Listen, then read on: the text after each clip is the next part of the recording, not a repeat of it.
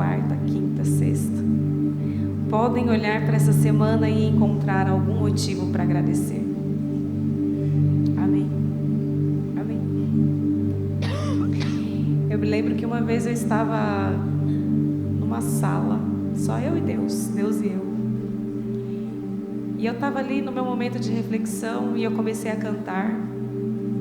O Espírito Santo veio e falou assim: levanta suas mãos, fique de pé, me adore com vontade, me adore de verdade. Eu falei: Deus, mas não precisa, eu preciso mesmo, eu estou aqui sentada conversando com o Senhor aqui no meu cantinho, eu preciso levantar as minhas mãos para o Senhor. Nem era essa música, era uma outra canção. E naquele momento eu senti que Deus pedia algo mais de mim. Não era só um pensamento de conexão com Ele. Ele queria que o meu corpo adorasse, que as minhas mãos se erguessem em direção a Ele. Levante suas mãos.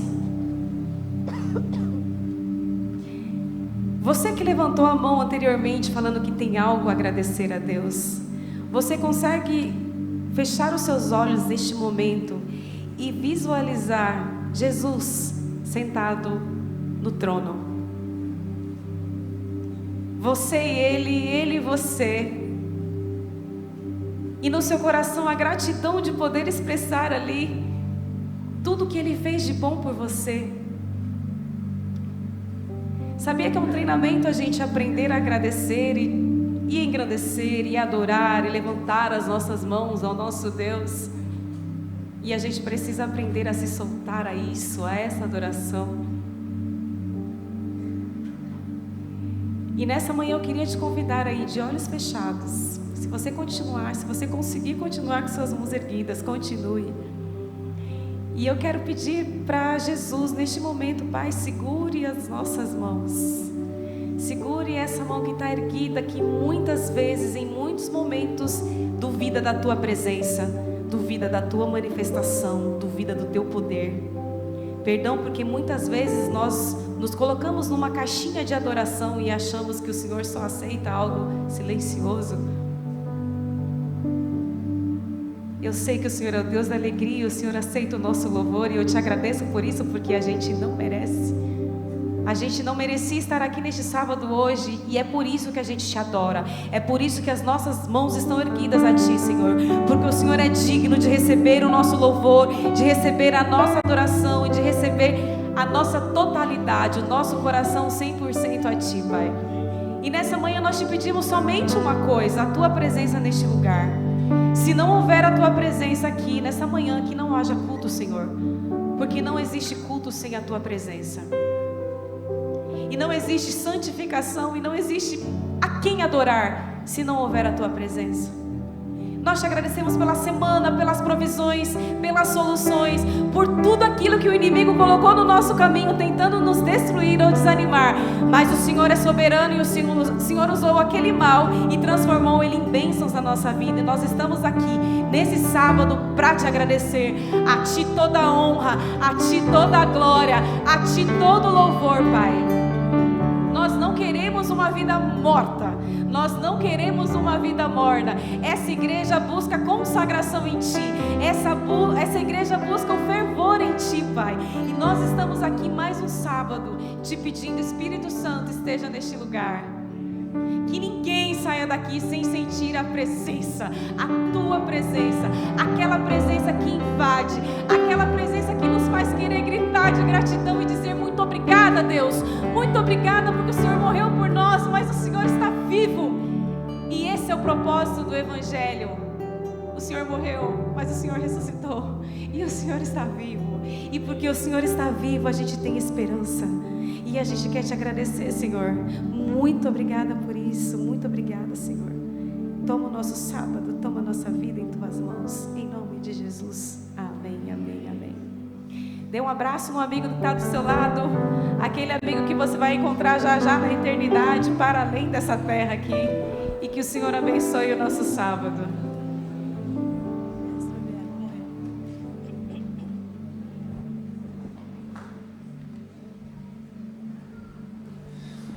A música tem um poder incrível de nos colocar na sala do trono.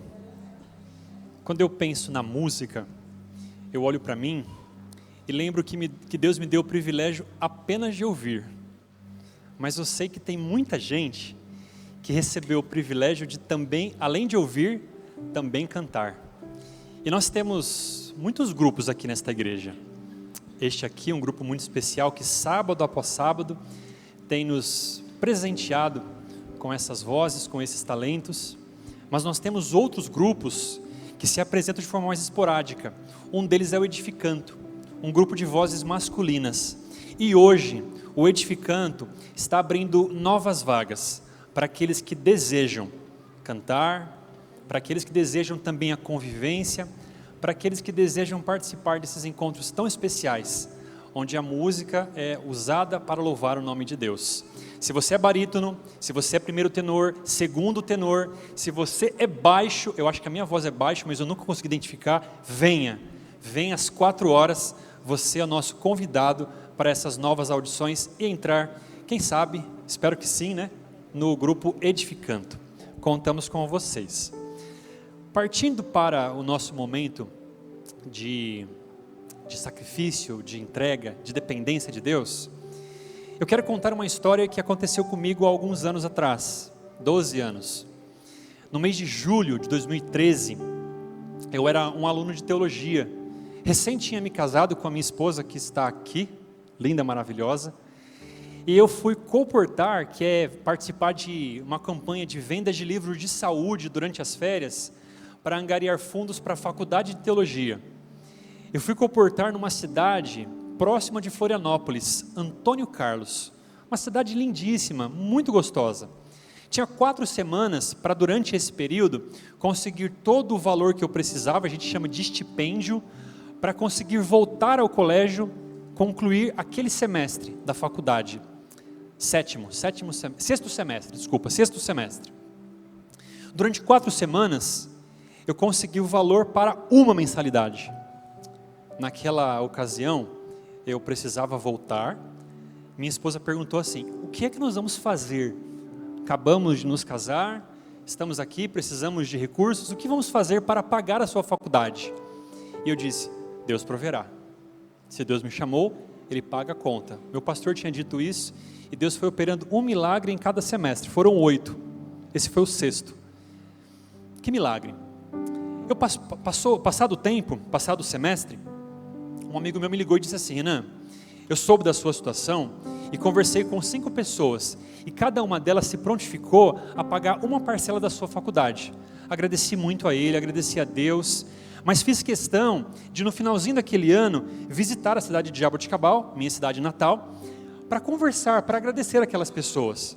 Visitei cada uma delas, deixei a última, a Corina, a irmã Corina. Ela tinha uma venda de suco de laranja e água de coco. Era o point assim da cidade, da marginal, o pessoal ia para lá. Cheguei, ela, como sempre fazia, chamava para sentar e servia um copo de suco. E enquanto eu tomava aquele gostoso suco de laranja, sem gelo, sem açúcar, o meu favorito, ela contou para mim que naquele dia ela não tinha o dinheiro para pagar. O dia do vencimento do boleto, ela não tinha o dinheiro, o recurso para poder pagar o boleto. E ela orou a Deus. E naquele dia, de forma atípica, muita gente frequentou a venda dela. E o filho dela disse assim: eu fiquei com câmera nas mãos, de tanta laranja que eu espremi. Mas foi muito interessante que ao final daquele dia, nós tínhamos de lucro exatamente o valor do boleto, até os centavos. Minha mãe está aqui, ela chora e eu choro também por isso. Essa história não é sobre mim. Essa história é sobre o reino de Deus. Porque eu sou apenas um instrumento, um servo chamado para pregar este evangelho, o qual eu morreria por ele. E ao longo desses 10 anos de ministério, muitas pessoas foram abençoadas pelas minhas mãos, porque Deus se agradou de usar um pecador como eu. Mas tudo isso começou com pessoas que entenderam que a sua oferta deveria ser usada para abençoar outras pessoas. Nós já somos abençoados, nós não damos para sermos abençoados, nós damos porque somos abençoados e entendemos que a nossa oferta tem o intuito de abençoar outras pessoas. E essas 5 pessoas entenderam que deveria abençoar com seus recursos. Porque ofertas não compram coisas, mas mudam histórias.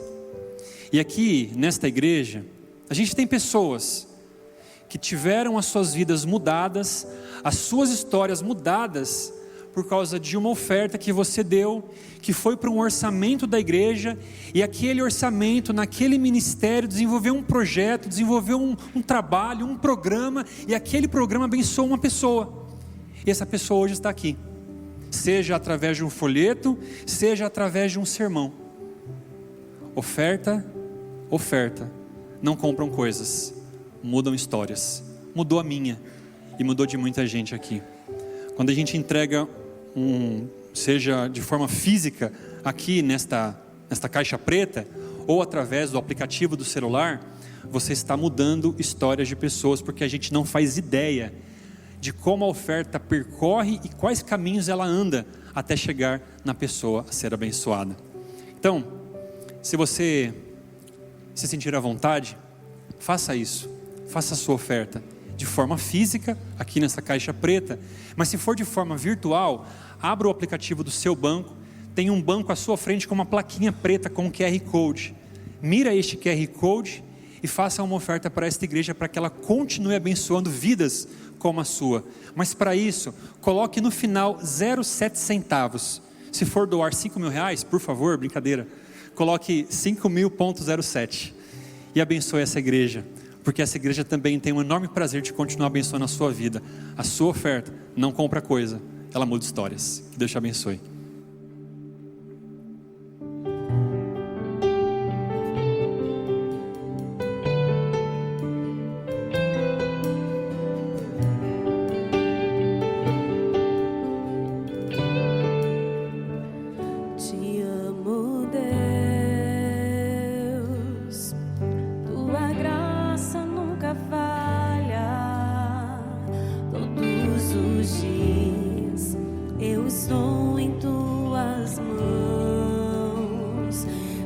Quando me levanto até eu me deitar, eu cantarei da bondade de Deus. És fiel em todo tempo, em todo tempo tu és tão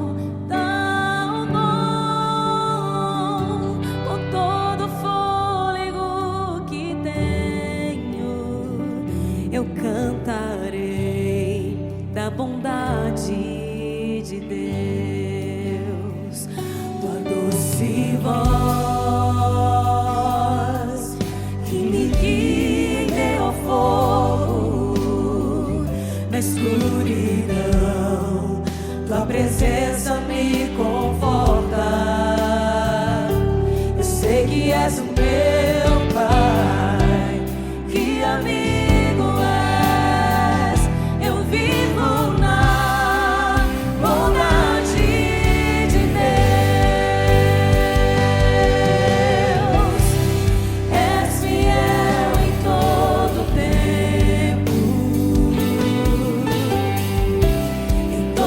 tempo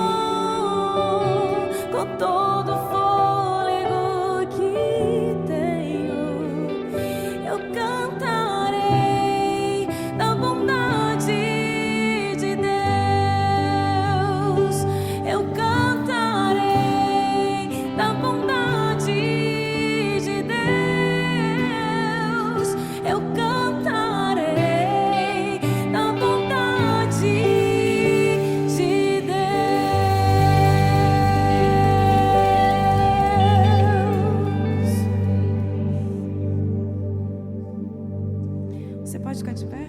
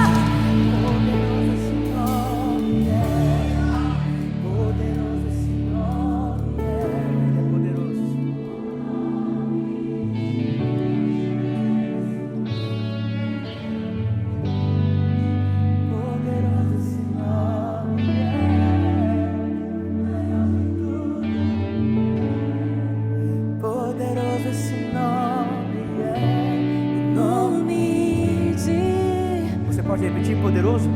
Poderoso esse nome é, o nome de Jesus. Mais uma vez. Poderoso esse nome é, o nome de Jesus.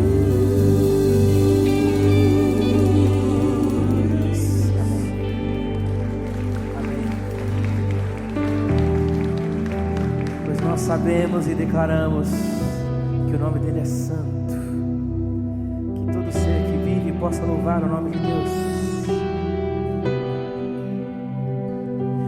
Todo ser que vive louve o nome do Senhor. Toda criatura se derrame aos seus pés, ao som da sua voz. O universo se desfaz. Não há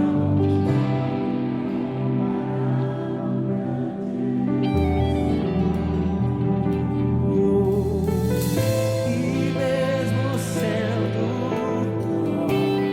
com tudo que há em mim, confessarei que céus e terra passarão, mas o teu nome é eterno. Todo joelho dobrará ao ouvir teu nome. Teu santo nome.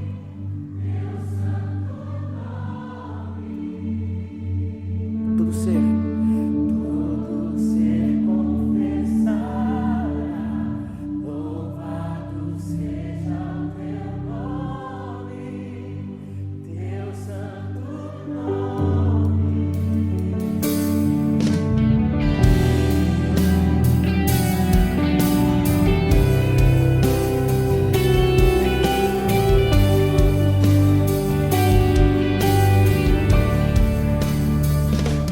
Todo ser que vive Louve o nome do Senhor. Toda criatura se derrame aos seus pés. ao som da sua voz, Ao som da sua voz. o universo se desfaz.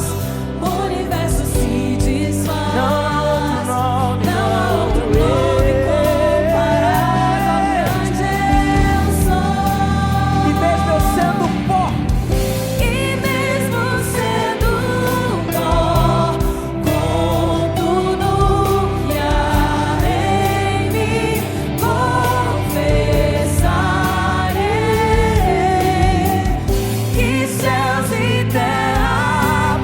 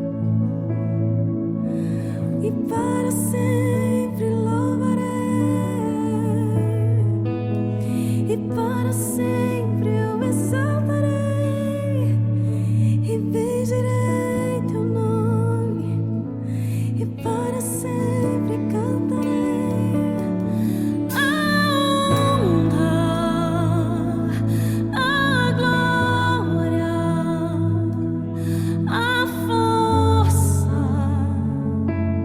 e o poder ao Rei Jesus, e o louvor ao Rei Jesus. Cante a honra, a glória, a força e o poder ao Rei Jesus, E o louvor é todo teu ao ao Rei Jesus.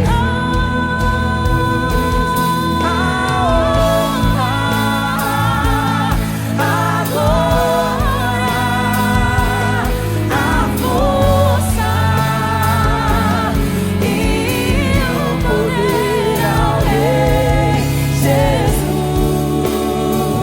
e o louvor ao Rei Jesus, a honra.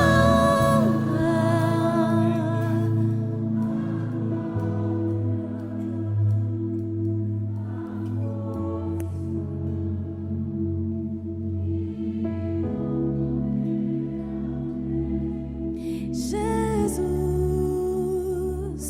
e o louvor ao Rei.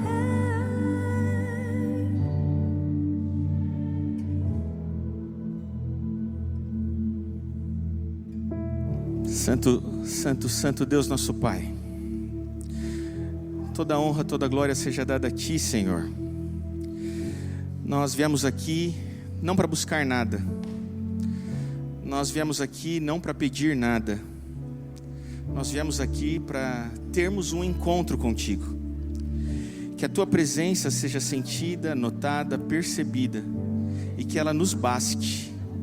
Nós viemos aqui única e exclusivamente para adorar o Teu nome. Fizemos isso através dos nossos louvores, através do nosso ofertar e do nosso dizimar. E nesse momento nós vamos abrir Tua palavra e queremos que ela fale ao nosso coração. Que o Senhor traduza tudo aquilo que o pastor Marcelo vai dizer aqui nessa tarde. É o que eu te peço por Jesus, amém. Bom dia, boa tarde. Um bom sábado para você que está aqui com a gente. Quero convidar aqui o pastor Marcelo. O pastor Marcelo está acompanhado da professora Ingrid, sua esposa. Sejam muito bem-vindos. O pastor Marcelo já compartilhou a palavra conosco no primeiro horário do nosso culto pela manhã. O pastor Marcelo cuida de 3 ou 4 pastas, 4 ministérios na União Central Brasileira, lá em Arthur Nogueira. E ele bondosamente veio atender um convite nosso. Hoje é um sábado que a gente dedicou o primeiro culto à educação e está conosco aqui nesse momento para compartilhar a palavra conosco. Ele vem de Arthur Nogueira, ele cuida das pastas Lar e Família, Capelania Estudantil, 60+, entre outros. Muito obrigado por ter aceitado o nosso convite. O púlpito está franqueado a você, pastor, que Deus lhe use.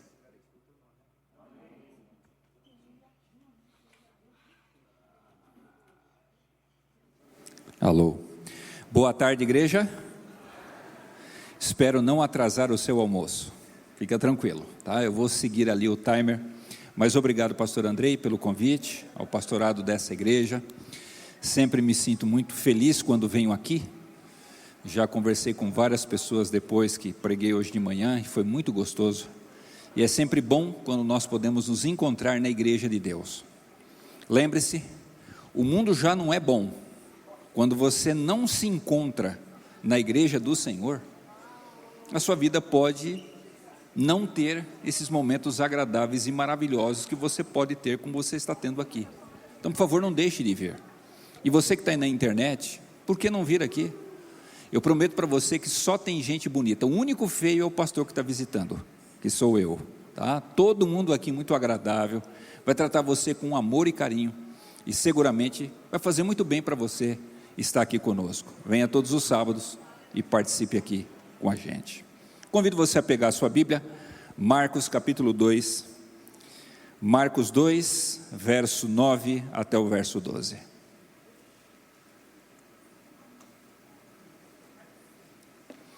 Marcos 2, verso 9, 10, 11 e 12. Nós vamos tirar um princípio para a nossa vida espiritual dessa história.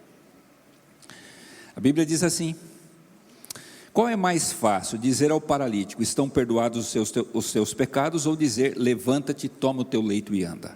Ora, para que saibais que o Filho do Homem tem poder sobre a terra e autoridade para perdoar pecados, disse ao paralítico, eu te mando, levanta-te, toma o teu leito e vai para a tua casa. Então ele se levantou e no mesmo instante, tomando o leito, retirou-se à vista de todos, a ponto de se admirarem todos e darem glórias a Deus, dizendo, jamais vimos coisa assim. O contexto dessa história é o seguinte: o paralítico nasceu um judeu, portanto ele vivia os mesmos princípios que eu e você conhecemos do Velho Testamento. Só que quando chegou na juventude ele quis curtir a vida, e foi para o prazer, foi para a alegria, foi para o mundo, como nós falamos, né, na nossa linguagem. E lá no mundo, em vez de ele encontrar o prazer e a alegria, ele encontrou a doença. Ficou paralítico, foi colocado em cima de uma cama, e Ellen White nos diz o seguinte, que ele deitado na cama dele, todos os dias ele pensava, eu acabei com a minha vida, e eu vou morrer assim. O que esse homem mais desejava não era a cura física, era a cura emocional, acima de tudo a cura espiritual. Ele se sentia culpado pelas decisões que tomou, e sabia que as decisões levaram àquele estado. Um dia ele ouviu falar de Jesus, pediu para os amigos, me levem até esse homem, eu tenho certeza que ele é um homem de Deus. Chegou lá, muita gente na casa, não tinha como entrar, então ele pediu, descubram a casa e me coloquem na presença dele, basta isso. A Bíblia diz que quando o leito dele é abaixado, ele chega ali nos olhos de Cristo, Jesus provou para ele e para todo mundo que era Deus. Jesus nunca tinha se encontrado com um homem. Jesus olhou nos olhos dele e falou aquilo que ele talvez nunca tivesse dito para ninguém, muito menos para Cristo. Foi a primeira vez que se encontraram, aquilo que estava no coração. Então Jesus olha e diz assim, filho, teus pecados são perdoados. Nossa, se fosse só isso, ele iria para casa sem andar, mais feliz. Mas aí as pessoas começaram, onde já se viu, Jesus é um homem, ele não pode perdoar pecados, só Deus pode fazer isso. Isso é verdade. É que os judeus não queriam acreditar ou aceitar que Jesus, ele era homem, mas também era o quê? Deus. Nós acreditamos que Jesus era 100% homem e 100% Deus. Então Jesus disse assim, bom, para mostrar para vocês quanto homem, quanto Deus eu sou, e como eu gosto de curar as pessoas, eu sempre curo holisticamente, isso é, em todos os aspectos. Filho, pega o teu leito, levanta e vai para a tua casa. O homem obedeceu, foi plenamente curado e voltou para casa com as duas coisas que ele precisava. Voltou perdoado e também voltou curado. Você vai dizer para mim assim, bom pastor, o que isso tem a ver com a minha vida, com a minha família? É simples. O princípio que Jesus deixou foi o seguinte, eu curo as pessoas por meio da minha palavra. Por isso o Evangelho de João apresenta Jesus como o Verbo encarnado. Ele sempre diz aquilo que nós precisamos para a nossa vida. É das palavras dele que nós tiramos aquilo que a gente tanto precisa e que o mundo não tem para dar. E a mesma coisa que ele faz comigo e com você, ele gostaria que nós fizéssemos aonde? Dentro da nossa casa. Pare e pensa comigo, da onde vem o sofrimento humano? Claro que existe o sofrimento no dia a dia, nós vivemos num mundo de pecado, extremamente degradado. Mas querido, hoje eu quero falar para você do sofrimento que esse homem tinha, o sofrimento interno, que está dentro de mim e de você. Você pode morar numa rua feia, ou você pode morar no melhor bairro que tem na sua cidade, no Brasil ou no mundo. Mesmo assim você continua sofrendo. Por quê? Porque existe um sofrimento dentro de você, e do qual a maioria de nós não tem nenhum controle. E é desse sofrimento que Jesus gostaria, como Ele fez com o paralítico, Ele gostaria de curar em nós, para que a gente fosse cura para os outros. E de onde vem isso? Lembre-se, o dia que você nasce, você ainda não conseguiu desenvolver aquilo que você precisa ser, não conseguiu desenvolver sua personalidade com plenitude. Então existem duas coisas que acontecem com você, que vão determinar a sua vida daí em diante. Para que a gente possa ser agente, a mãe faz o quê? A mãe dá o ego dela, para que a gente construa o nosso ego em cima do dela. Depois o pai também colabora. Por isso que a Bíblia fala, nós o amamos porque Ele nos amou quando? Primeiro. Por isso que nós somos criacionistas, sempre vem alguém antes de mim. Então, a mãe dá o seu ego, nós construímos em cima do ego dela, para que a gente possa verdadeiramente ser o que a gente é. Por isso que não existe ser humano que tenha se construído sozinho. Toda vez que você olha para uma pessoa, lembre-se, ali não tem só aquela pessoa que você está vendo. Dentro de todo ser humano existe uma mãe de um lado, existe o pai do outro, e a pessoa no meio. Melhor de tudo, para que a mãe fosse construída, ela recebeu o ego de quem? Da avó, da sua avó. Portanto, dentro de você tem a sua mãe, tem o seu pai, seus avós e você no meio. Quanto menor você é, ou mais novo, menor você é e grandes são os seus pais. Espera-se que quando você for adulto, você vá crescendo e você um dia supere o seu pai e a sua mãe. E finalmente você seja o adulto que todo mundo espera. Quando eu faço encontro de casais, eu sempre digo para os casais o seguinte: ei, tem dia que você briga com o seu marido, mas tem dia que você não briga com ele. Sabe com quem você briga? Com a sua sogra, com o seu sogro. Porque 50% daquilo que o seu cônjuge é, não é ele, é o pai e a mãe que estão dentro dele. Por isso que toda vez quando a gente vai casar, a gente tem que conhecer quem? A sogra e o sogro. A minha sogra morreu faz 11 anos. Mas amigo, tem dia que a véia ressuscita.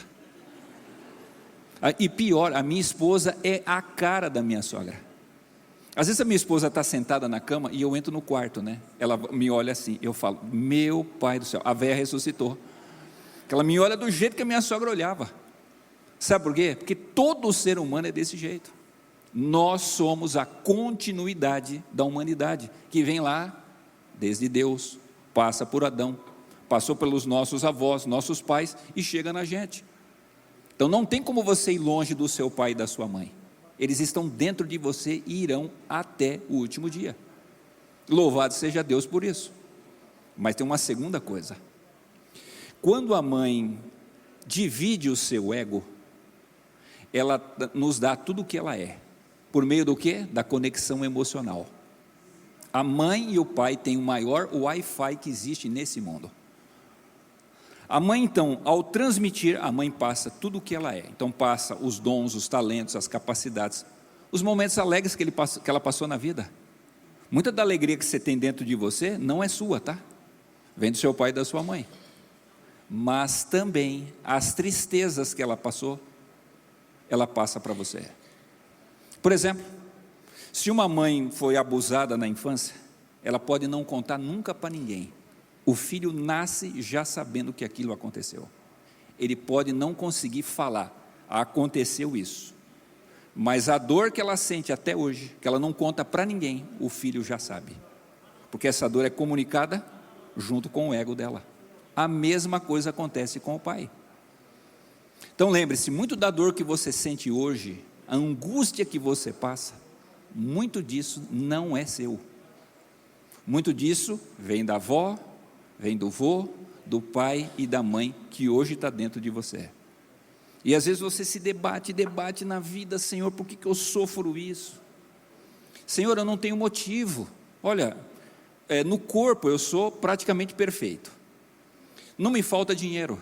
Eu tenho uma boa profissão, as pessoas me respeitam. Mas por que dentro de mim eu tenho esse desespero, esse medo, esse terror dentro de mim? Muito provavelmente isso não nasceu em você, mas veio pela cultura que passou de geração em geração e hoje você está vivendo. Há muitos anos atrás eu tinha uma aluna, ela sempre vinha à minha sala, eu trabalhei 20 anos em escola, e ela vinha à minha sala e sentava lá: pastor, o senhor pode conversar comigo, ora comigo? Aí eu perguntava para ela assim: mas querida, por que você sofre tanto? Filha, você nasceu bonita. Irmãos, pensa aquela menina, você sabe, tem gente que nasceu para ser bonita, tem gente que nasce para ser saudável, é o meu caso.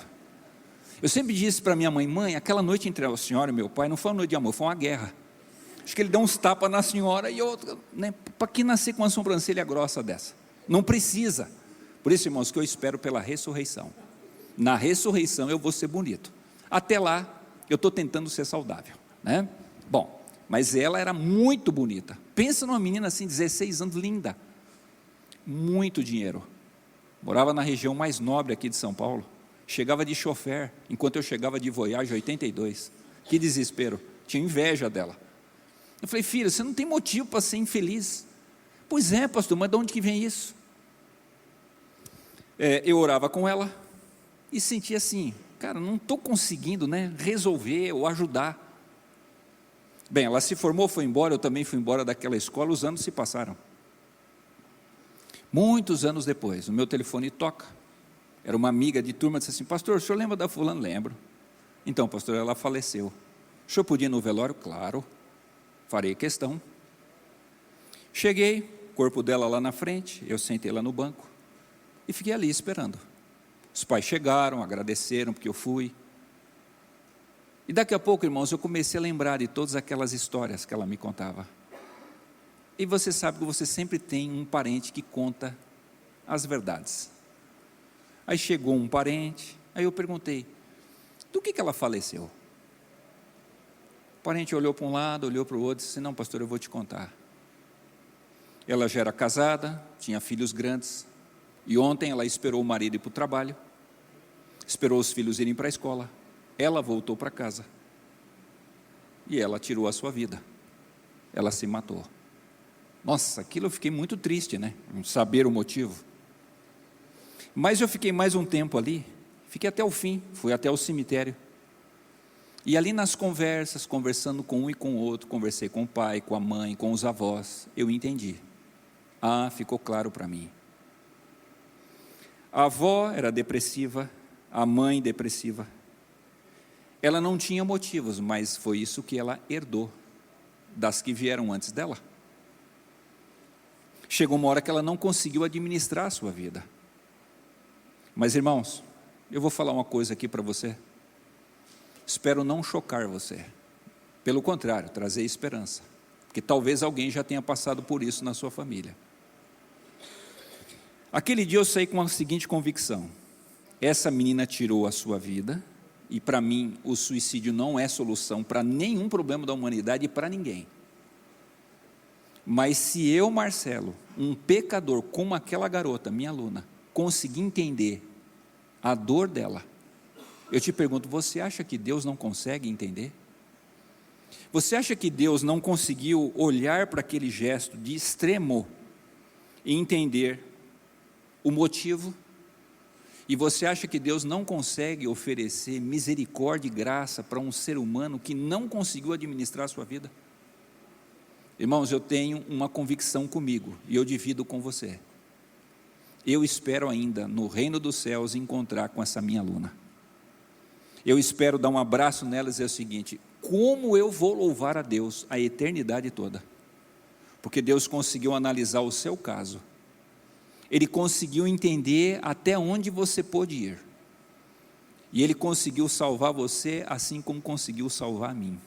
Vamos passar a eternidade curtindo junto com Jesus e louvando o nome dEle, pela sua e pela minha salvação. Amém?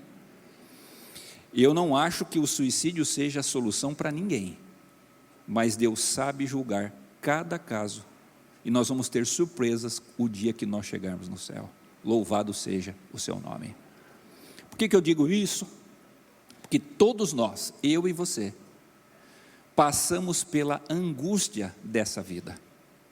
E vem geração em geração passando essas coisas para nós. Nós somos assim. E não tem como a gente evitar isso. Será sempre assim.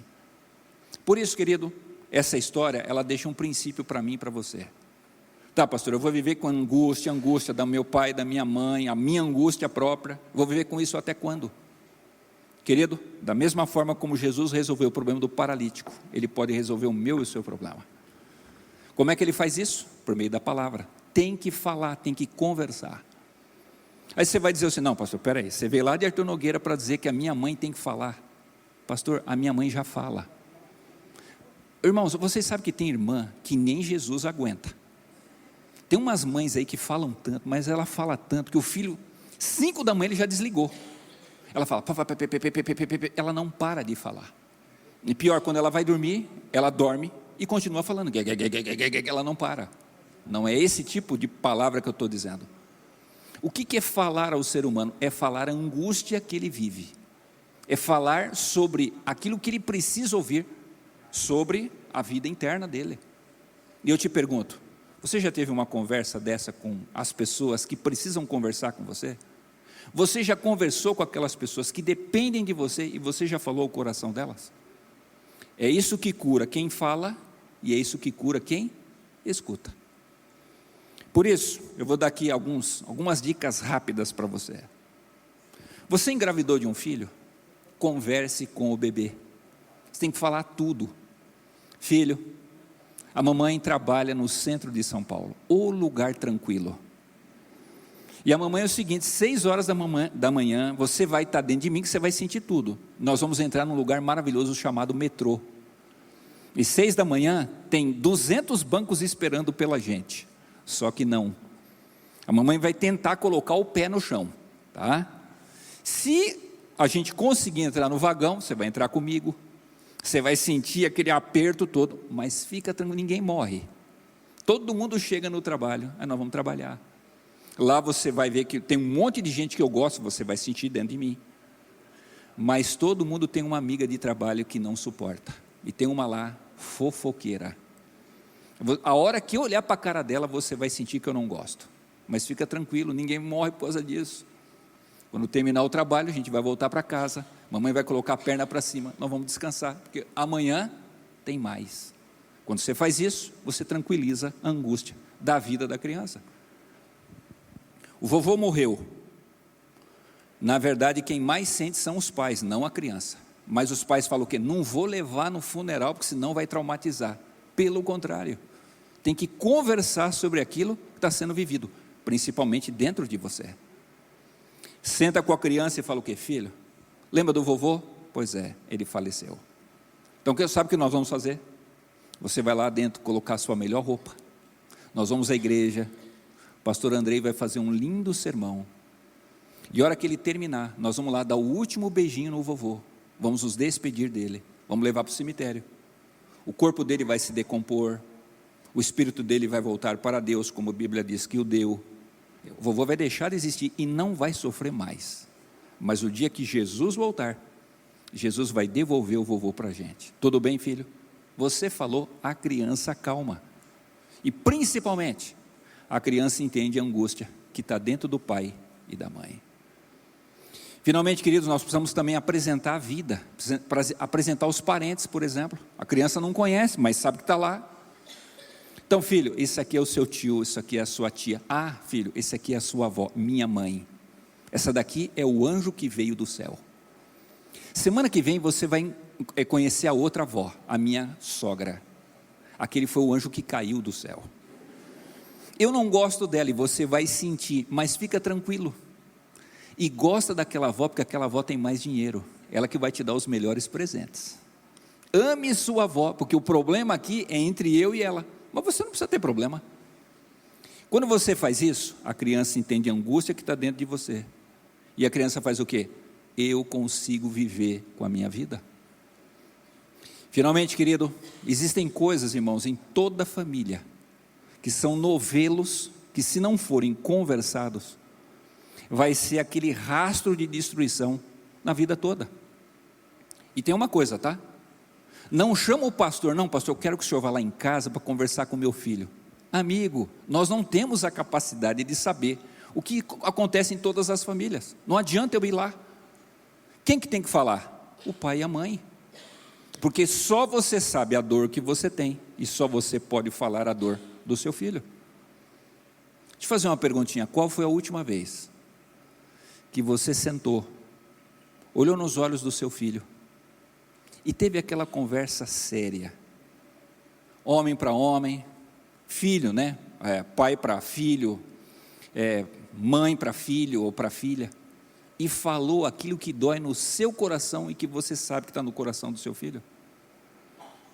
Talvez nessa manhã eu estou pregando para algum pai que os filhos já são grandes, já são adultos, talvez já sejam até casados, e você fala assim: pastor, fiquei na igreja a vida toda, fui fiel, por que os meus filhos não estão na igreja? Irmãos, na minha experiência com jovens, eu trabalhei a vida toda com garoto e garota, e sabe o que me impressionava? Eles iam à minha sala achando que eles tinham um problema com Jesus, e a hora que eu terminava a conversa: pois é, pastor, eu vim aqui, nós praticamente não falamos de Jesus, mas falamos sobre o meu pai e minha mãe. Por que o senhor fez isso comigo? Então, filho, porque o seu problema não é com Jesus. Sabe onde está o seu problema? O seu novelo, que você não conseguiu resolver. Seu problema está com a sua mãe e com o seu pai. Então faça o seguinte: aproveite da amizade que você tem, do amor que você tem com Jesus, para resolver o problema com a sua mãe e com o seu pai, e você vai ver, sua vida espiritual vai ser infinitamente melhor. A maioria dos meninos que não estão aqui no sábado de manhã, o problema deles não é com Deus. Eles acreditam no sábado, eles acreditam em tudo aquilo que nós acreditamos, mas o problema deles é vir para esse lugar e chegar aqui e lembrar da gente, lembrar dos problemas que não foram resolvidos. O dia que a gente sentar e resolver isso, você vai ver, a vida espiritual deles vai eclodir, como aconteceu com a história desse paralítico.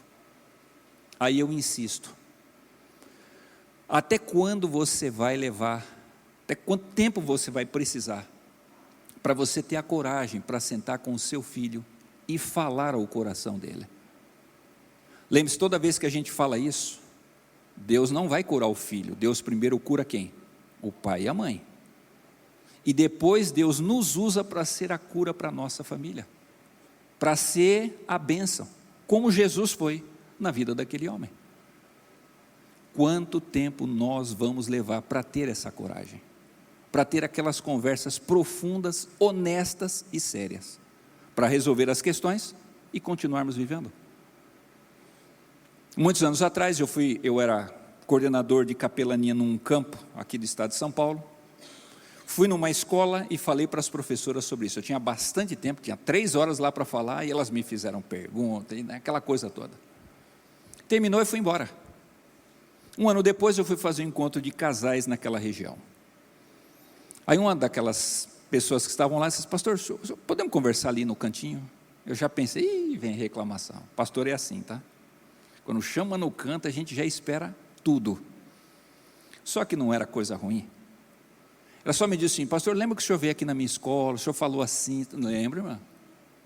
Então, pastor, eu vou te contar a minha história, e o senhor pode contar onde o senhor quiser. Tá bom. Ela disse assim: pastor, eu era da igreja, e lá na igreja jovem encontrei um rapaz com quem eu decidi me casar. E pastor, eu fui muito feliz, eu fui uma mulher que casou com um homem que amava. Nossa, os primeiros anos de casamento foi uma felicidade. Só que, pastor, logo em seguida, passou ali 3, 4 anos, o que pobre tem, pastor, na vida? Fertilidade. Eu engravidei. Nossa, pastor, como eu gostei, eu colocava a mão na barriga todo dia, eu falava para todo mundo que estava grávida, aquela felicidade. E quando veio, era uma menina. Como eu amei. Passei a colocar as Maria Chiquinha no cabelo, sabe, aquelas coisas que mãe adora fazer com filha. Que felicidade aquela menina me trouxe. Mas pastor, logo em seguida, sabe o que aconteceu? Engravidei de novo. Eu estava preparada para ter um filho, mas não estava preparado para ter 2, ainda mais um colado do outro. E sabe o que eu fiz, pastor? eu não amei o bebê que eu tinha. Nunca coloquei a mão na barriga, nunca conversei com a criança. O bebê nasceu e sabe o que era, pastor? Era um menino. Meu esposo ficou super feliz. Eu não deixei de dar o peito, eu não deixei de cuidar, mas nunca amei o garoto. Entrei numa profunda depressão e eu olhava para o menino e dizia assim: não quero saber de você. Alguns anos depois, veio o terceiro filho, uma outra menina, que eu amei muito. Ela olhou bem para a minha cara e disse assim: pastor, com a número 1 e a número 3, eu sou muito feliz. A gente se liga todo dia, a gente se abraça, a gente se beija. Mas o garoto, o filho do meio, pastor, nenhuma relação. Aliás, quando eu tinha relação com ele, sabe quais eram as palavras que a gente usava um com o outro? Pastor, para ser assim, bem honesta com você, era só por meio de palavrão. E eu sabia que eu tinha que aceitar isso, porque era o único contato que eu tinha com meu filho. Bom, pastor, a vida do meu filho nunca foi feliz. Na escola, só briga. No trabalho, nunca teve sucesso. Casou com uma moça que ele não dá certo. E hoje ele tem 25 anos. Quando o senhor começou a falar aquelas coisas lá, eu falei: opa, isso é para mim. E a hora que terminou, o senhor fez um apelo para a gente: volta para casa, e você que não teve uma conversa significativa, você não acha que é hoje o dia? Não é agora a época? Você vai esperar mais quanto tempo? Pastor, eu cheguei em casa, chorei muito, e comecei todo dia a pedir para Deus: Senhor, me dá força para eu ter uma conversa séria com meu filho. Quando eu senti que eu estava bem, liguei para ele: filho, preciso conversar com você. Mãe, que negócio é esse? Não tenho tempo para conversar com a senhora. Filho, eu estou indo aí. Não vem aqui, que a sua nora não quer a senhora aqui. Então você tem que vir aqui. Mãe, mas eu não tenho tempo. Filho, eu preciso falar com você. Tá bom, mãe, eu vou passar aí, mas vai ser rápido, né? Venha. E ele veio. Pastor, meu filho é 1,90 m, aquele homem gigantesco. O senhor está vendo que eu sou bem baixinha. Eu aqui nesse sofá e ele de frente para mim, sentou lá. Mãe, fala logo, tem que trabalhar. E eu engatei aquela primeira, né? E comecei a falar. Filha, aconteceu assim, assim, assim por diante. E comecei a dizer para ele: filho, quando eu engravidei de você, não é que eu rejeitei você, eu rejeitei a gravidez. Mas claro, você era o foco da gravidez. O bebê que estava vindo era você. Nunca te peguei no colo com amor e carinho. Nunca fiz um carinho em você. E fui falando, pastor. Contei tudo. E é claro, eu fui contando e fui chorando, e chorando, e chorando. Quando eu cheguei lá no fim, pastor, eu olhei para frente e pensei assim: ué, cadê o menino? Ele estava sentado lá no sofá, só que ele saiu de lá. E como eu estava muito emocionado, eu não percebi. Ela parou de falar e eu, curioso, né? Onde que essa história vai chegar? Ela disse: pastor, eu nunca tinha visto um milagre, mas naquele dia eu vi. Sabe o que aconteceu? Eu não vi ele sair, mas quando eu me dei por conta, ele veio sorrateiramente enquanto eu falava, deitou no meu colo, e ele não ficou esticado. Quando eu vi, pastor, ele estava no meu colo, encolhido, como se fosse ainda o quê? O bebê, o feto dentro da minha barriga. Pastor, quando eu vi isso, eu abracei, eu chorava, ele chorava. E ele começou a dizer assim: mãe, você entendeu o que você fez com a minha vida? Você me destruiu. Todo fracasso que eu tive até hoje, eu entendo, mãe, foi por sua causa. E eu abraçava ele e dizia o seguinte: filho, eu sei que o problema fui eu. Eu não consegui administrar a minha vida. Então, filho, por isso que eu estou aqui, confessando para você que eu fiz isso. Vim aqui para te pedir perdão, desculpa. E vim aqui te pedir uma oportunidade. Posso ser a sua mãe a partir de hoje? Ela me disse o seguinte: olha, pastor, hoje é curioso, ele vai comprar qualquer coisa, sabe o que ele faz? Ele me liga. A mulher dele fica louca. Não, você não tem que consultar a sua mãe, você tem que consultar eu que sou sua esposa. Sabe o que ele disse para a esposa? Querida, você tem que entender o seguinte: durante 25 anos eu não tive mãe, por favor, me deixe agora, pelo menos curtir um pouco, o prazer, a alegria de ser amado, de ser o foco do coração de uma mãe. Logo eu vou resolver essa questão, e é claro, eu vou consultar você para tudo, mas por favor, me deixe ser filho da minha mãe. Você entende, querido? Todos nós precisamos ter conversas significativas na nossa casa. E não adianta eu chamar os outros, quem tem que ter essa conversa sou eu. Eu tenho 2 filhos, 2 noras, 2 netinhas e está vindo mais 2 netos. Lá em casa é tudo de dupla, tá? Vem mais 2 meninos agora, um vai nascer em fevereiro, outro vai nascer em maio. Eu não posso chamar os outros para conversar com os meus filhos, quem tem que falar sou eu. Aquilo precisa ser dito e eu tenho que falar antes que eu não esteja mais aqui. Tem dia que não é fácil, tem dia que eu tenho que orar muito ao Senhor para falar certas coisas, mas o Senhor dá poder e graça, Ele dá para mim, pode dar para você, para que nós sejamos transformados, e nós possamos conseguir transformar a vida dos nossos filhos. Eu já vou avisar uma coisa para você, eu tenho pouco tempo, mas eu vou fazer um apelo, e para te dar força para fazer esse apelo, eu vou contar uma história. Qual é o meu apelo? Você tem uma tarefa para fazer em casa a hora que chegar lá. Se o seu filho mora com você, ou vai ser hoje, ou vai ser amanhã, ou vai ser semana que vem, mas você precisa sentar com o seu filho, olhar nos olhos dele, e eu sei que não vai ser uma só, serão muitas, mas você precisa falar ao coração do seu filho, como Jesus fez ao paralítico. Se o seu filho não mora perto de você, eu não sei o que você vai fazer. Você vai falar pelo WhatsApp, que hoje em dia tem isso, né? Você fala com a pessoa com a imagem, mas nós precisamos ter isso, enquanto estamos no mundo, nós precisamos ser a bênção do Senhor, na vida da nossa família. Fazer isso não é fácil, mas Deus dá o poder. Então meu apelo vai ser o seguinte, no final do culto, eu vou apelar a você, quem é o pai e quem é a mãe, que gostaria de receber poder de Jesus, eu gostaria de orar por você que precisa falar, e pelo filho que precisa escutar.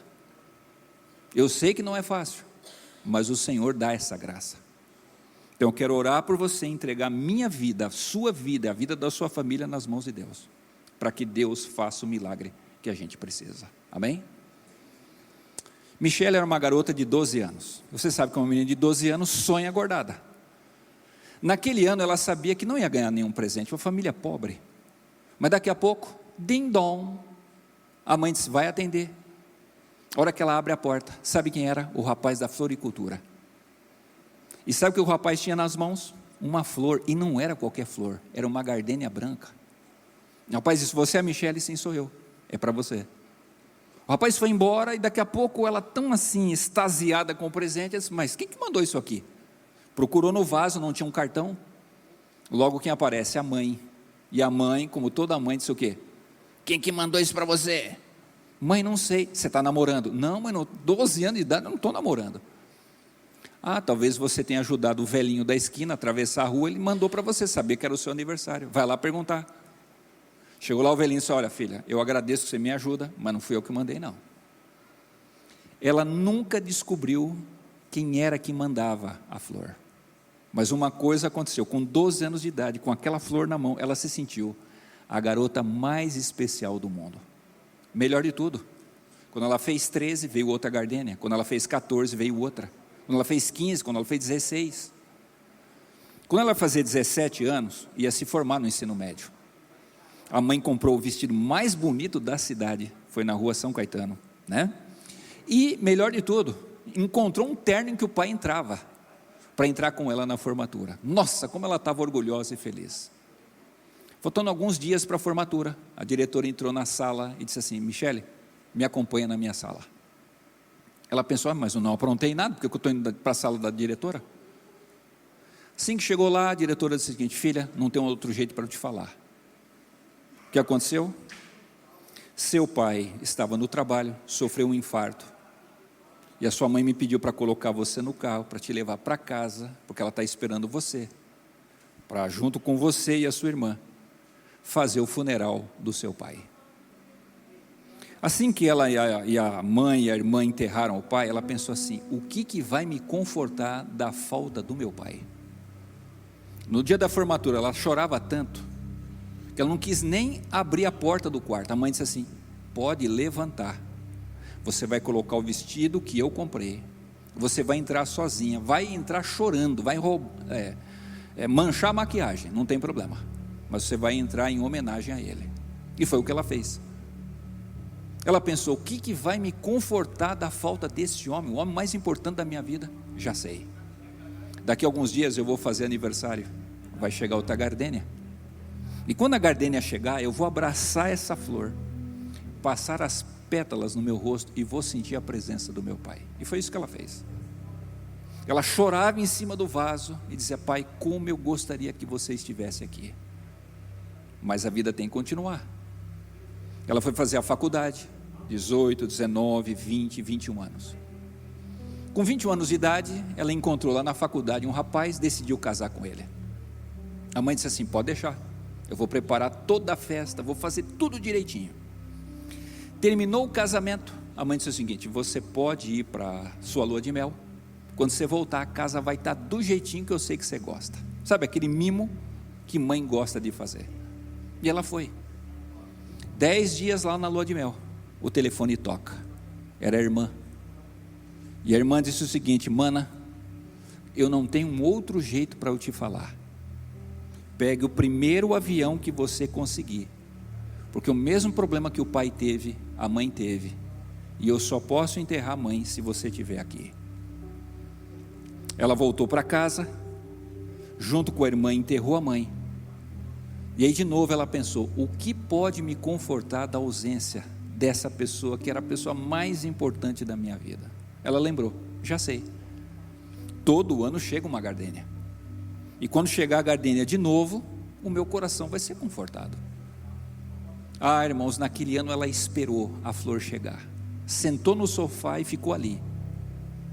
Meio-dia, nenhuma flor chegou. Ela pensou: mas como eu sou tonta, né? Eu mudei de casa, a flor sempre chegava na casa da minha mãe, deixa eu ir lá. Esperou a tarde toda e a flor não chegou. Foi lá na floricultura: moço, você não está entendendo, eu preciso da minha flor. O rapaz disse: pois moça, esse ano ninguém passou aqui para comprar a flor e mandar para você. Irmãos, ela esperou com 23, ela esperou com 24, com 25, com 26 anos, a ficha caiu. Eu pergunto para vocês: quem que vocês acham que mandava flor para ela todos os anos? O dia que ela fez 12 anos, a mãe olhou para frente e pensou assim: eu não vou estar aqui a vida toda com a minha filha, e eu não tenho dinheiro para dar sempre um presente, então eu vou fazer o seguinte: todo ano eu vou colocar uma flor no coração da minha filha, para que o dia que eu não estiver mais aqui, ela possa ser confortada com todas as lembranças que eu coloquei dentro dela. Você entende o privilégio que você tem? Sabe aquele menino, aquela menina que Deus te deu? Sua missão não é ter filhos perfeitos, sua missão é fazer o que Deus faz, porque se tem um pai que tem filho imperfeito, é Deus. Mas todos os dias Ele coloca o seu amor no coração dos seus filhos, sejam eles bons ou sejam eles maus. É o que Deus faz o tempo todo. E Deus faz isso por meio do quê? Das suas palavras carinhosas que Ele deixa para mim e para você.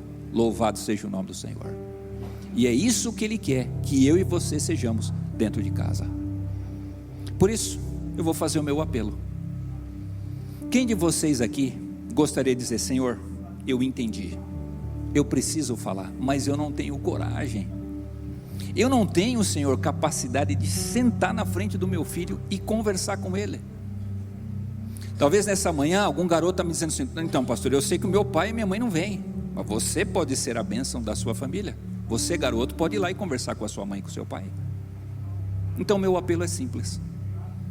Quantos de vocês nessa manhã gostariam de dizer o seguinte: Senhor, eu entendi aquilo que eu preciso, eu não consigo, mas eu quero ir pelo seu poder. Eu nem sei o que eu quero falar, talvez eu esteja mais confuso do que o outro, mas me ajuda aí, para que o Senhor possa primeiro me curar, para depois curar meu filho, minha filha, meu pai, minha mãe. E assim, Senhor, as mesmas transformações que o Senhor prometeu no Evangelho, elas possam acontecer na minha família.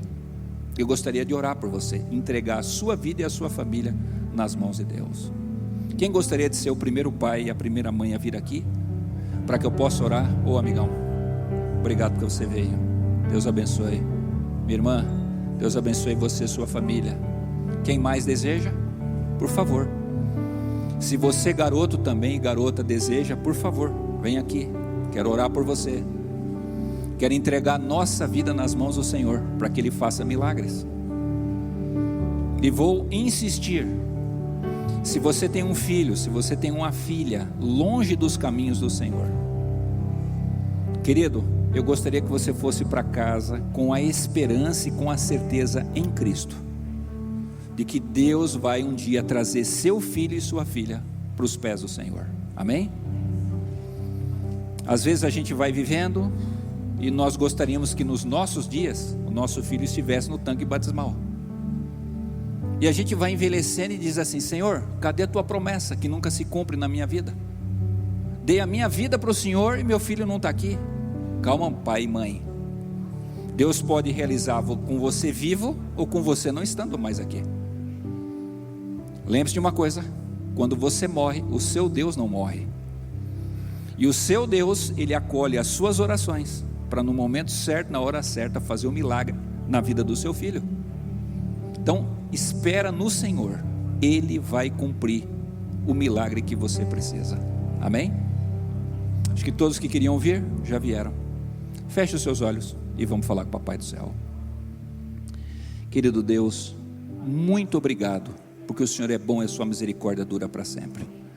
Obrigado, Senhor, porque o Senhor nos deu a família de onde nós viemos, a família de origem, mas o Senhor também nos deu o privilégio de formarmos a nossa família. Temos o nosso cônjuge e temos os nossos filhos. Por favor, querido Deus, nós te confessamos as nossas dores, as nossas frustrações, as nossas ansiedades, o nosso terror, o nosso desespero. O Senhor sabe de tudo, o Senhor sabe o que está dentro de nós. Por favor, Senhor, tenha misericórdia como o Senhor teve com o paralítico, e faça, Senhor, o milagre que a gente tanto precisa, curando o nosso coração. Nos ajude, Senhor, a irmos aos nossos filhos e temos as conversas necessárias, falar tudo aquilo que é preciso.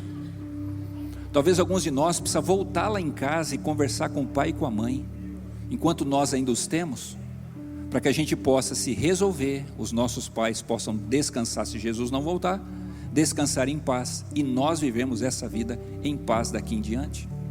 Nos dá essa cura, mas acima de tudo o Senhor nos dá o poder para voltar para casa, olhar nos olhos dos nossos filhos e dizer assim: filho, eu vou rasgar minha alma diante de você, eu vou falar para você aquilo que está dentro de mim, eu vou contar tudo para você que eu posso contar, para que Deus me cure e cure você também.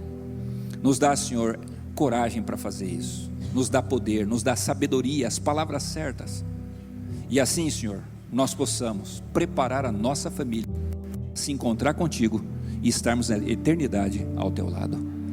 Eu entrego a vida de cada um desses irmãos que aqui se levantaram, aqueles que também ficaram sentados, e entrego também a minha vida, para que o Senhor possa fazer os milagres que a gente tanto precisa, mas é claro, nós dependemos totalmente do Senhor.